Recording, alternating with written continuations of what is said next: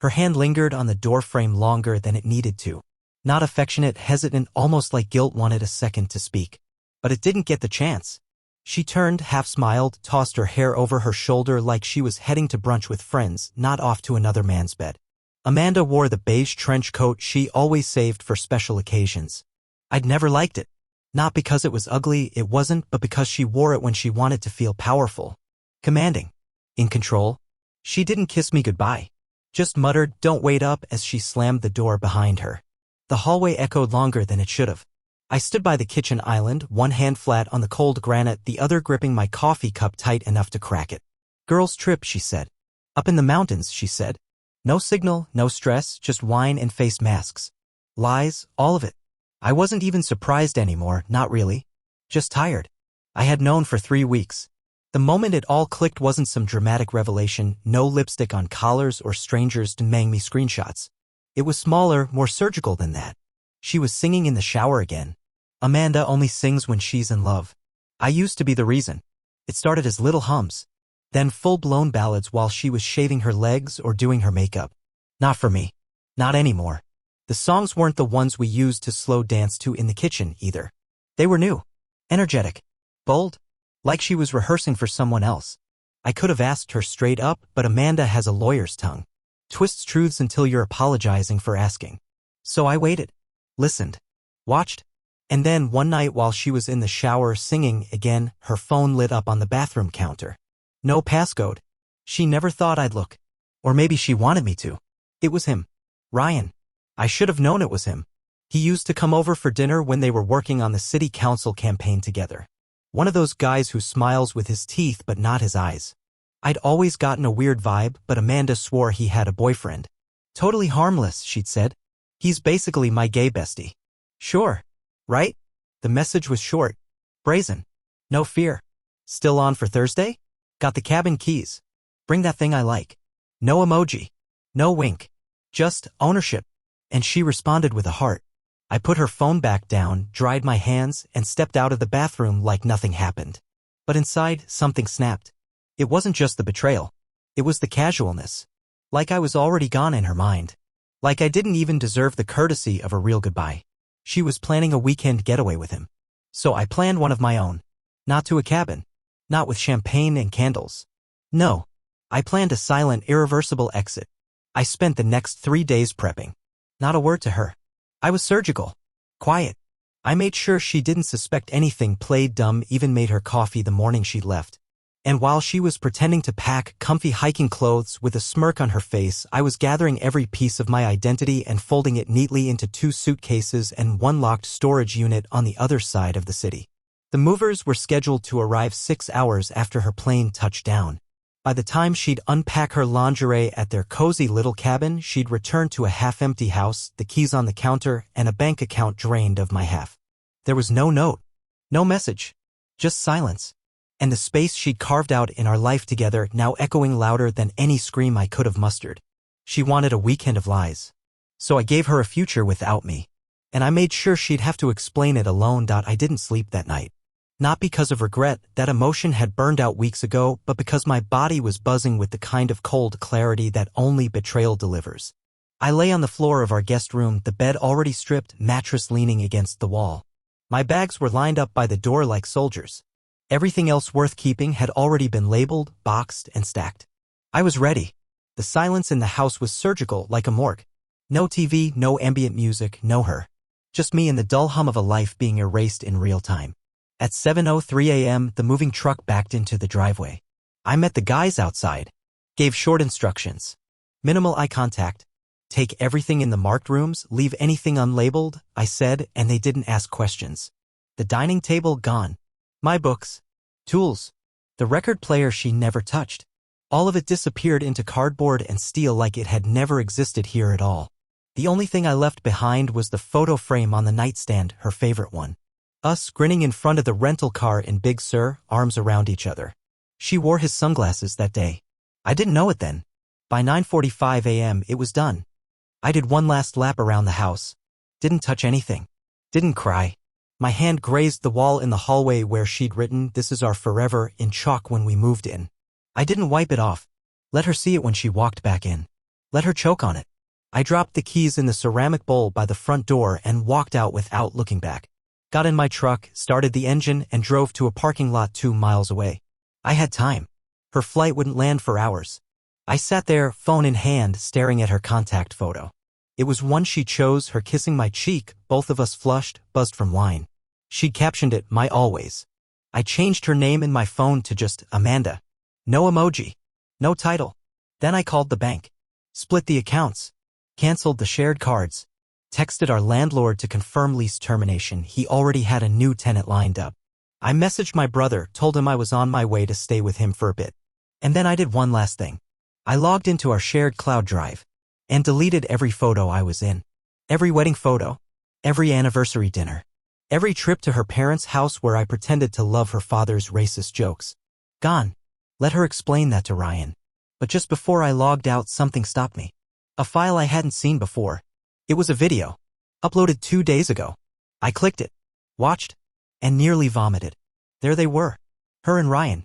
In our living room. My chair in the background. My hoodie on the couch. She was on top of him, fully clothed but not in a way that left anything to the imagination. She was laughing. He was filming. At one point, she looked into the camera and said, "Tyler would die if he saw this." Then she winked. I stared at the screen for 5 full minutes.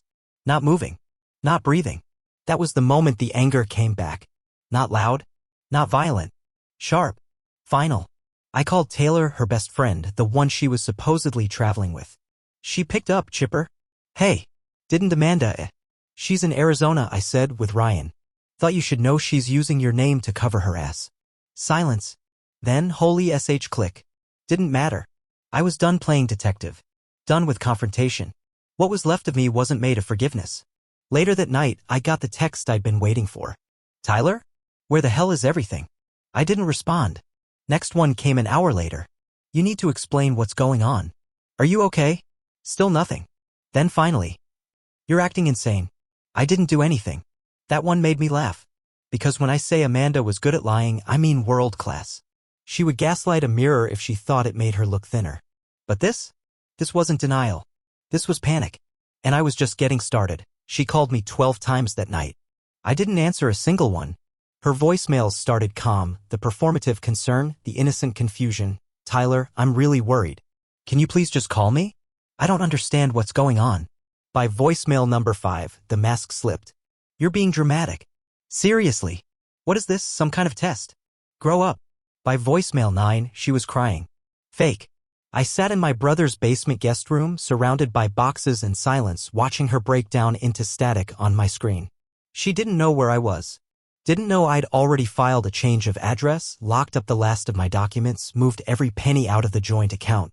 She had nothing left to hold over me. But I wasn't done. The real Amanda hadn't shown herself yet.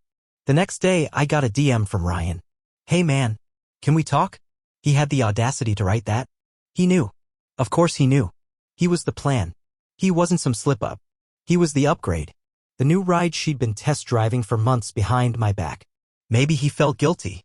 Maybe Amanda was already spinning a new narrative. I didn't answer him either. Just let him sit in that tension. Then came the message from her mother. "Amanda said you left her. That you disappeared? Is everything okay?" I stared at that one for a long time. Because that's how she operates. She doesn't just lie, she infects reality. Makes herself the victim before anyone even knows they're supposed to choose sides. I knew I had a narrow window before the sympathy machines turned on. Before she posted some vague quote on Instagram. Before the wine nights with friends turned into sob stories where I was the cold, distant husband who just gave up. So I pulled the pin. I sent 3 people the video. Taylor. Amanda's younger brother Chase. And her own mother. No context. No commentary. Just the truth. I didn't wait for responses. I turned my phone off and went for a long walk down an unfamiliar street. I hadn't walked aimlessly in years. The air hit different now, colder, cleaner. Like I'd finally stepped out of a house that had been slowly leaking gas while I slept. When I got back, my brother was waiting for me in the kitchen. He looked up from his cereal. "Dude, Amanda called me." I nodded. "Figured." He hesitated. "She's freaking out." "Good. She's saying you're unstable. That you lost it." I opened the fridge. "Did you believe her?" "Nope." He paused. She said something weird, though. Said she thinks you were planning this for months. I turned and looked at him. She wasn't wrong. Because deep down, I think I always knew something was coming. Not the details. Not Ryan. But something. Amanda was the kind of woman who needed a stage. Tension. Applause. I used to be the spotlight. Then I became the audience. Eventually, I was just a crew member holding the wires while she took bows for performances I wasn't even invited to. That night, she finally snapped. New number. Blocked ID. She left a voicemail I wish I could bottle and send to every man who ever doubted his gut. You're seriously going to throw away everything? Over nothing? I didn't do anything wrong, Tyler. You were always paranoid. Always insecure. You made this happen. You're punishing me for your own failures. And guess what? I'm fine. I'm gonna be just fine. Go cry in your little man cave while I keep living my life. There it was. The real Amanda. Not the girl I married. Not the one who cried during Pixar movies and made me pancakes on Saturdays. This was the one who saw people as chess pieces. And I was no longer on the board. When the dust settles, people talk about closure, like it's some neat little bow you tie at the end of a relationship.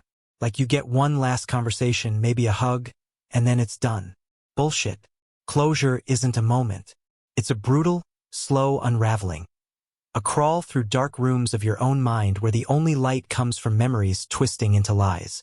Amanda's message slammed through me like a freight train. I'm fine. Those 3 words were venom wrapped in silk. She was fine and I was the mess.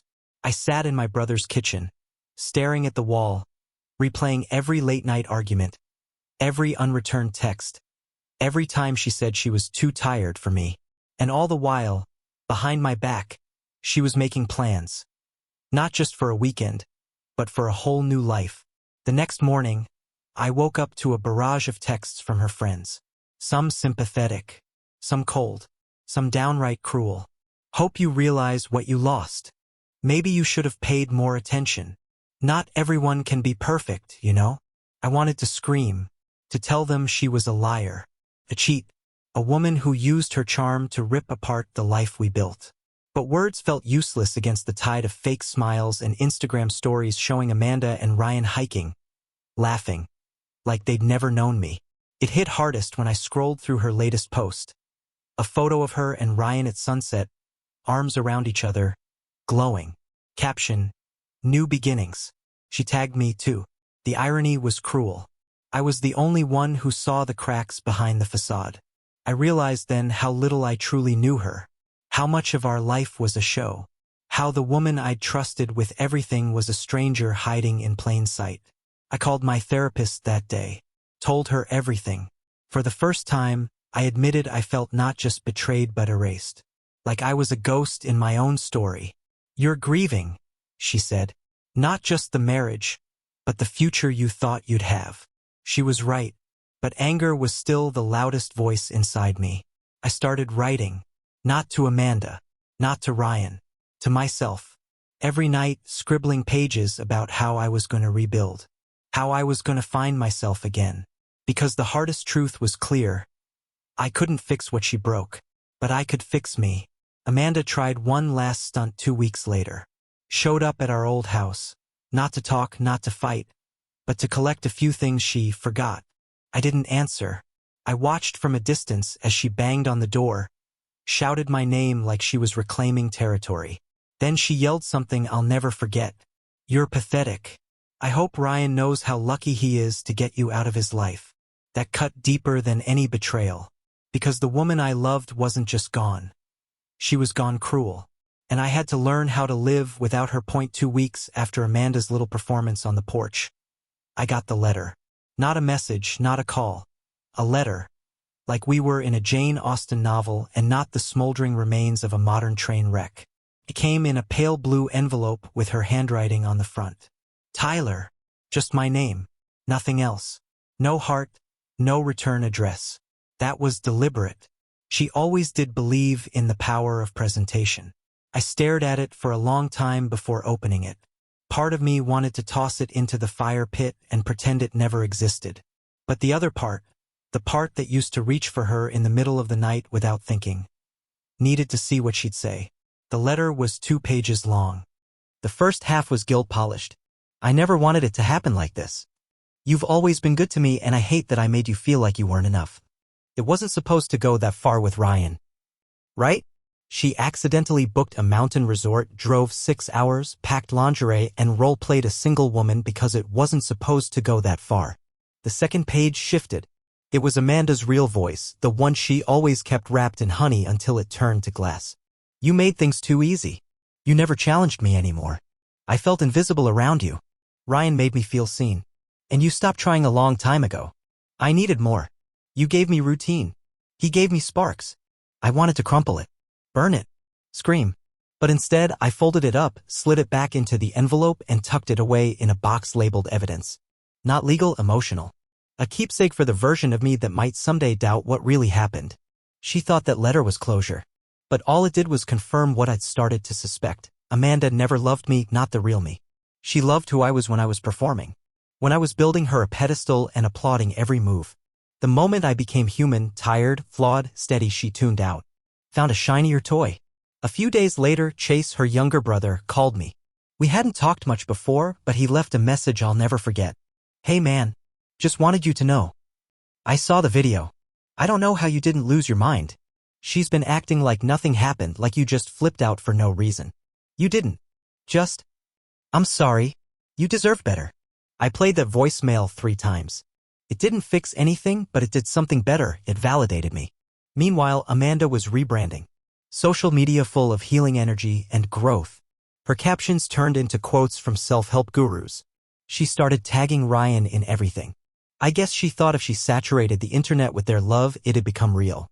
But what she didn't know, what she'll never admit, is that every image she posted just made her more transparent.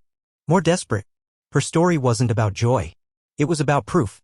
Proof that she didn't ruin something good. Proof that she was right to leave. Proof that the fire she lit wasn't just arson for attention. And in chasing that proof, she only made my job easier. Because for the first time in months, I didn't feel broken. I felt free. The strangest part of moving on isn't the loneliness, it's the quiet. The kind that creeps into your bones when you realize you don't have to brace for footsteps upstairs or decode a sigh from across the couch or check the time wondering if she's working late again. It's a silence that doesn't haunt. It's relief. That morning, I woke up and made coffee for one. No tension in the air. No Amanda sitting at the kitchen island with her lips pursed, pretending not to be angry while scrolling through her phone. Just sunlight, a little too bright, and peace that felt both unfamiliar and earned. I moved into a small apartment near the lake, nothing fancy. A couch, a bed, a desk. No framed wedding photos. No scented candles she bought and never used. I didn't even bother with a TV at first. I wanted stillness. I wanted to feel everything, even the pain. Especially the pain. Because I'd spent the last year swallowing suspicion, pretending not to notice the slow erosion of trust, pretending she was just busy, not gone. And now? Now there was nothing left to pretend. Amanda didn't reach out for a while after the letter. I thought maybe she'd finally gone quiet. Maybe Ryan was keeping her entertained enough to forget I ever existed. But of course, Amanda never lets the spotlight drift too far. She texted me again. Can we meet for coffee? Just to talk. Nothing crazy. I stared at the message like it was a trapdoor. Why now? She'd already lit the bridge on fire and danced across it. But curiosity, or closure, or something I couldn't name, pulled me in. We met at a little cafe near where we used to live. Neutral territory. She was already there when I arrived, sitting outside, sunglasses on, latte in hand like she hadn't just detonated our life. She stood up when she saw me. I didn't hug her. The first thing she said wasn't hi or I'm sorry or even you look well. It was, you didn't have to be so dramatic. I blinked. Dramatic? You moved out like I was some kind of monster. You cheated on me. Lied about it. Rewrote history to your friends. And you're mad I didn't leave a sticky note. She looked around like I was embarrassing her. Like I was being uncivilized for bleeding in public. I just think we could have handled this better. Like adults. That word, adults, coming from the woman who filmed a flirt session in our house and laughed into the lens like I didn't exist? It almost made me laugh. I didn't shout. I didn't argue. I just watched her fidget with her cup, tapping it like it would give her a better answer. Finally, I said, why did you ask to meet? She paused. And then she gave me the real reason. I think I made a mistake. There it was. The confession she'd never post online. The crack in the mirror she tried so hard to hold together.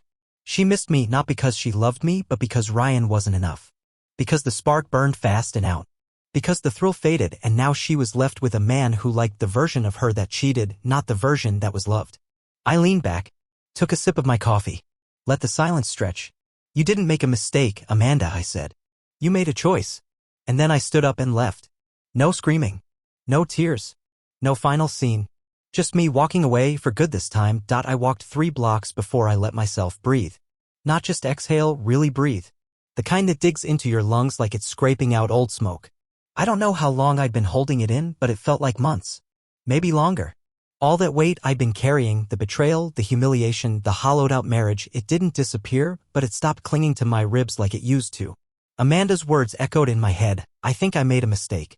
She said it like she dropped the wrong kind of wine at dinner. Like what we had, what she destroyed, was something she could scoop off the floor and salvage. I used to fantasize about that sentence. Back when I still thought it meant something. Back when I still hoped she'd regret it enough to try. But standing across from her that morning, watching her stumble through half-truths and rehearsed guilt, I felt nothing. No spark. No ache. Just a deep, permanent understanding. She only wanted me back because I'd finally walked away. And Amanda doesn't chase people unless they're already gone. That night, I got a message from Chase again. He'd seen her. She's not doing as well as she says. Ryan's already pulling away. Her friends are exhausted. I think she thought you'd fold. I didn't reply. What was left to say? I wasn't interested in watching her crumble. I wasn't tracking her spiral out of revenge. I wasn't waiting anymore. That was the biggest shift. I wasn't orbiting around her anymore, trying to decode every action, interpret every silence. I had a life now. A quiet one, but mine. I went back to work. Picked up more projects than usual. Started running again.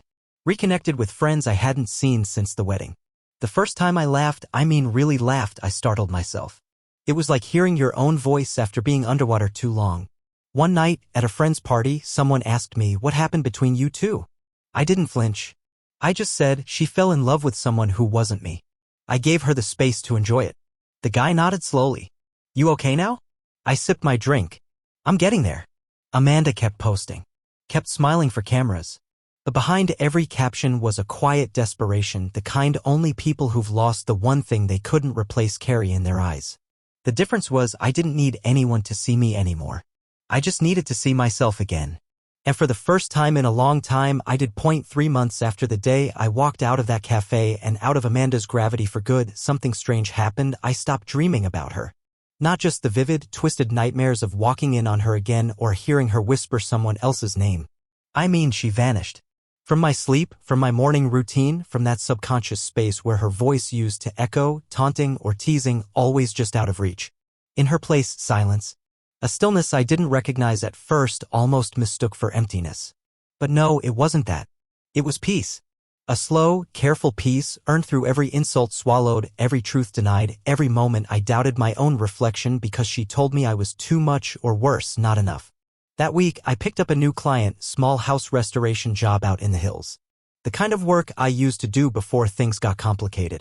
Before marriage became routine. Before Amanda's eyes stopped lighting up when I walked into the room. The owner was a woman named Harper. Smart. Reserved. Nothing flirtatious, no tension. Just real conversation, books, movies, favorite seasons. She asked questions. She listened. It had been so long since anyone did that without wanting something. One day, while I was patching drywall in the kitchen, she brought me coffee. Just brought it. No strings. You looked cold, she said. That was it. Something small, stupid even. But I felt it like a crack of sunlight in a cave. I didn't tell her anything about Amanda. Not yet.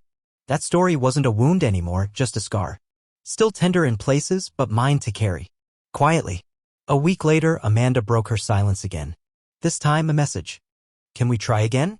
I miss us. Not, I miss you. I miss us. The idea of what we were. The aesthetic. The support. The stability. It was laughable in a way. She'd torched the bridge and now wanted to stroll back over the ashes like it never happened. I didn't respond. 2 days later, a photo. Her. Alone. No Ryan. No caption. Like she was baiting sympathy. It didn't work. I'd already begun erasing her from the narrative of my life. Not out of anger. Out of survival. See, the worst part of being with someone like Amanda is the gaslighting. The emotional origami, how they fold your reality until you don't know which way is up. You begin to doubt what you saw, what you felt, what you know. But not anymore. Now I saw her clearly. I saw myself clearly.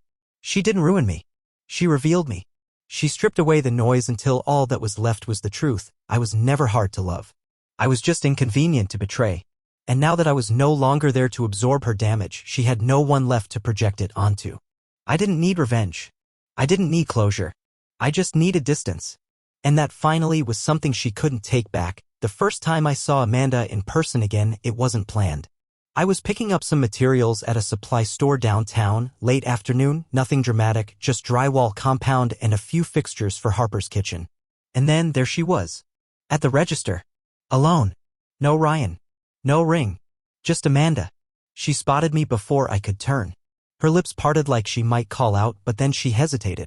Maybe she saw it in my face, that clean edge, that complete absence of need. Because I didn't feel a single thing. No bitterness. No tightness in my chest. Not even pity. She approached slowly, like someone walking up to a dog they'd kicked too many times. A nervous smile curled at the edge of her mouth, carefully constructed. "Hey," she said, voice too light, too rehearsed. I nodded. "Amanda." A flicker in her expression, she was hoping for more. For warmth. For a hint that the door wasn't entirely closed. "You look good," she said, reaching for small talk. I shrugged. "I am good." She stood there for a moment, holding a basket with a single can of paint and a phone clutched like a lifeline. She didn't know what to do with herself. Amanda, always the one in control, suddenly unsure of her power. "You've been ignoring my messages," she said, trying to inject a smile, like we were old friends playing catch-up. "I read them," I said flatly. Pause. And I don't owe you anything." That cracked her. "Just a little." "Tyler," she said, softer, almost pleading now. "You know I messed up. I've said I'm sorry." "No. You didn't mess up. You chose. Over and over again. You lied to my face. You let me rot while you were playing house with someone else. That's not a mistake. That's a character trait." I didn't raise my voice. I didn't break. And that, I think, hit her harder than any screaming match ever could have. "Ryan's gone," she blurted out. There it was. I almost smiled. Not because she was hurting, I wasn't vindictive like that. But because now the truth had fully revealed itself. She wasn't there for me.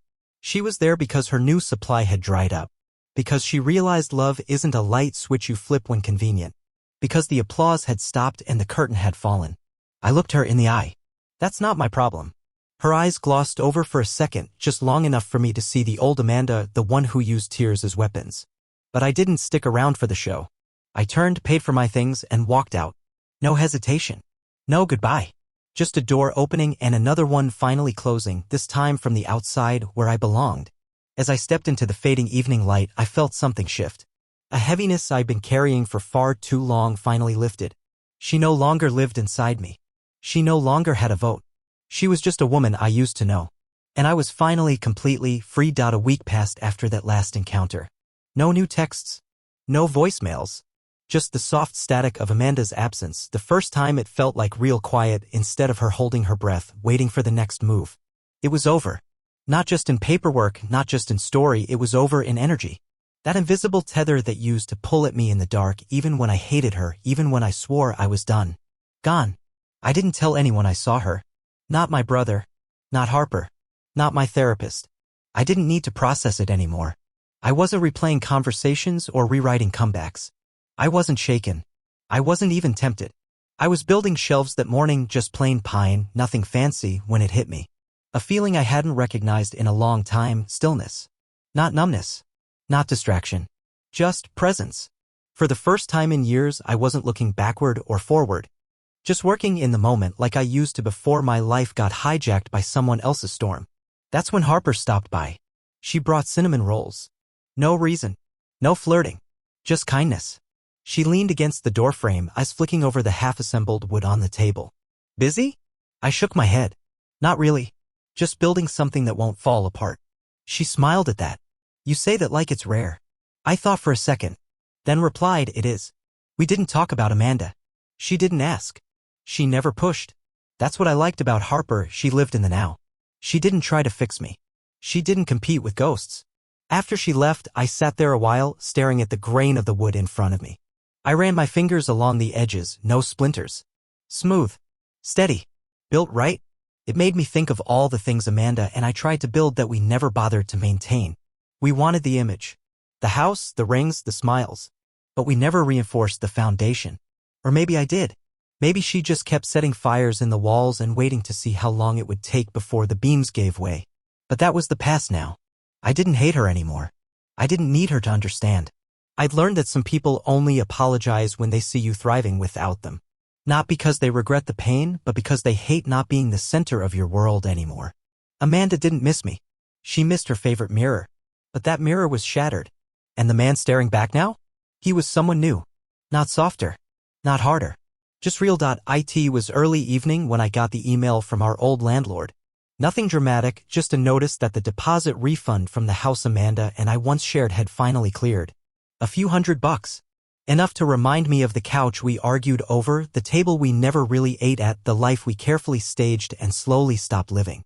Attached to the message was a forwarded note from Amanda. She'd added a short sentence. If he wants his half, he knows where to find me. I didn't reply. What would be the point? She wasn't reaching out to return anything. She was fishing. Always had been. She didn't care about the money, Amanda never did. She cared about leverage, control, attention. But that sentence said more than she realized. If he wants it, he knows where to find me. She still believed I was circling her. That a part of me was orbiting even now. She couldn't fathom a version of this story where she was no longer the center of my world. But that's the thing about healing, it's quiet. You don't announce it. You don't prove it. You just stop showing up to the war. That night I made dinner. Simple stuff: a roasted chicken, rice, a side of greens. Nothing gourmet, but for the first time in a long time it was for me. Not to please. Not to impress. Just to nourish. I sat down with a cold beer and let the quiet fill the room. And I realized I wasn't lonely. Not at all. I was whole. Just me. No missing piece. No aching vacancy. Amanda wasn't around anymore. She was a closed chapter. A necessary burn that cleared the ground for something better to grow. After dinner, I walked outside. The air was cool, just on the edge of autumn. The kind of evening where you can smell wood smoke and soil.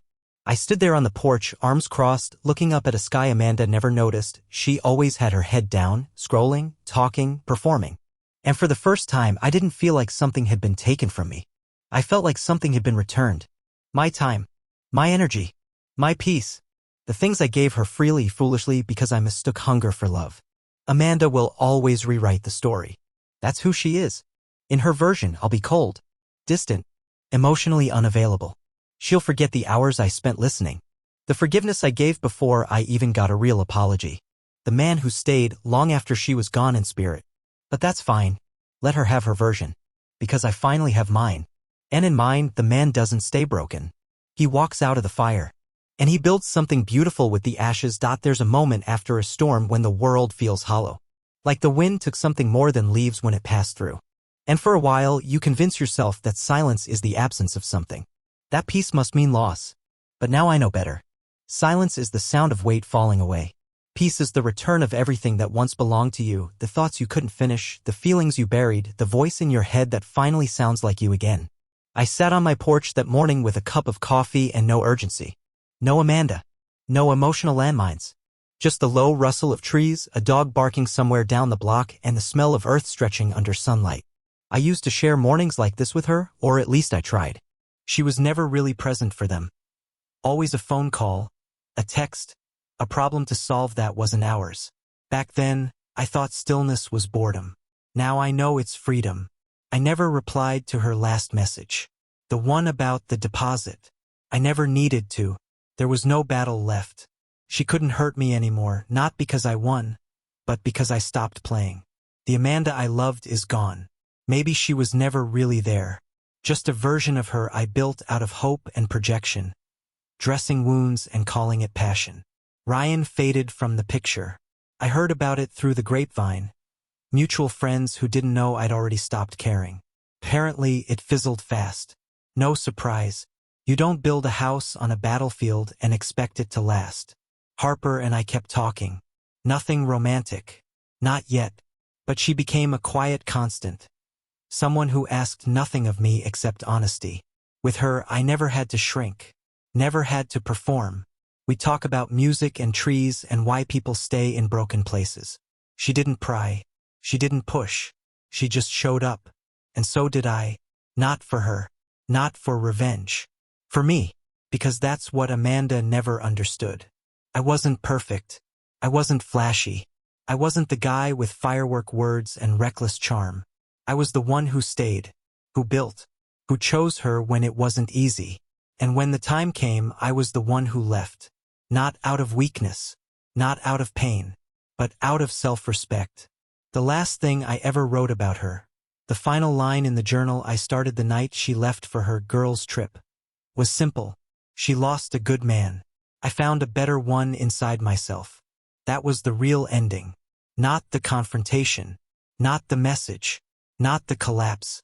The real ending was the becoming. If you're reading this and you're still in it, the confusion, the silence, the half-truths and sleepless nights, let me tell you something no one said to me when I needed it most. You are not hard to love. You are not too much. You are not broken for noticing what they worked so hard to hide. Walk away. Let them keep their fire. You'll build your own light. And one day you'll wake up in a world that doesn't revolve around them, and you'll realize it never should have.